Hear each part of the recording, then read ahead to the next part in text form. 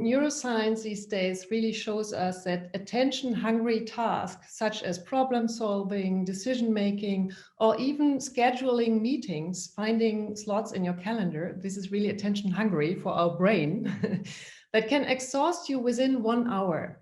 Because because attention is really precious and limited, it's a limited resource, and over the course of the day, we usually waste it.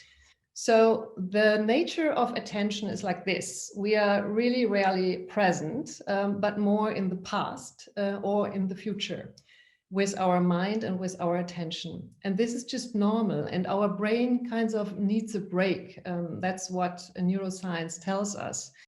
But in these days, there are signs showing us that we spend much more, time in mind wandering. This is when we are thinking about the past or the future, we call it mind wandering, than necessary, because probably our brain is overloaded by information.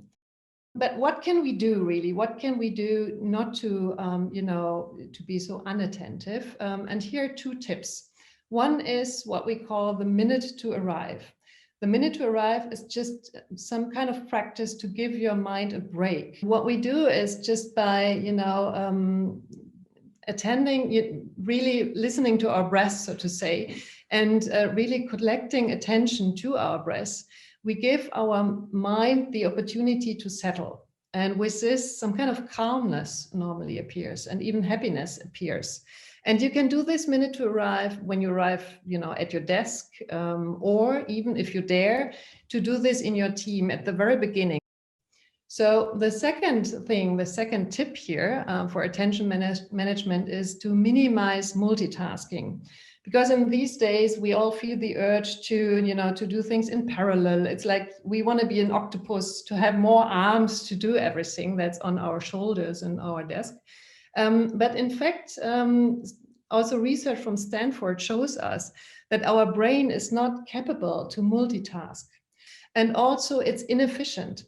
So what it is for the brain is really a frequent interruption of tasks. So you're just jumping from one task to the other when you multitask. You don't do something in parallel. And this kind of interruption really creates stress for our brain and for our body.